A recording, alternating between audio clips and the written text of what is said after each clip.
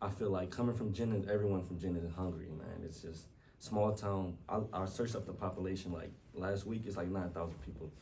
So that's just like you want to be, a small town. It's just it drives you, man. Nothing just keeps you hungry. Any training stories like when you were like in middle school or something, or anything that you used to do around town? Or? Yeah, we had a trainer, Coach Beatty, and he used to work out with my brother. So I was like, I'm gonna work out with them today, and it was like my first and last time working out with them. So that was just a taste of that.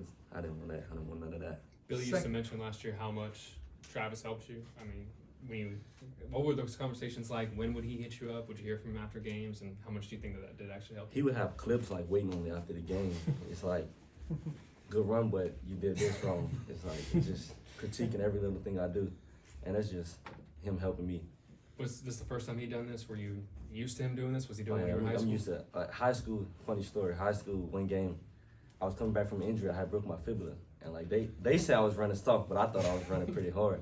He comes on the sideline and he's like, "Bro, you gonna start playing on what?" I'm like, "What you mean?"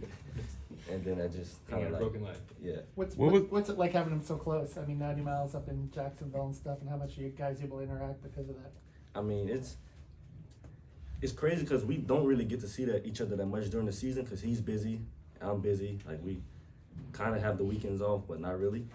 So like we see each other when we can. We talk on the phone every day though. What was it like growing up with him, and just how much did he rub off on you as a youngster? I mean, it's just like looking up to him. I wanted to do everything he done. Like it's just following his footsteps. Like wherever he went, I wanted to go. So like just watching him, I thank him for doing the right thing because I feel that's like why I'm here today, because just following in his footsteps.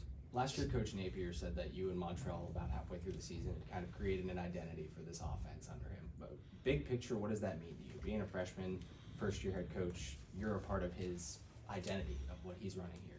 I mean, that really means a lot to me. Coming in as a freshman, I didn't really think I was gonna play that much. When my name was called, I was nervous. I was like, hey, I'm about to get in this SEC football. But that's just coming from Coach Nate, that means a lot because what the type of man that he is, and that just shows that like my hard work is not going unnoticed, and that I'm able to help the team in a positive way. Do you remember when you found your groove last year? Was there like a week or a game where you were like, hey, I belong on this stage? I'll say for me, it was against Vandy because I didn't have the best running game. It was probably the best pass blocking game I had. And I was like, if I can just keep doing this and the running to come with it. And that's just kind of like when I got comfortable with the game. Your field vision appears to be advanced for a freshman. What do you attribute that to? Your ability to cut back and see holes, you think? Honestly, really my first year, I was just running. I was out there scared, running for my life.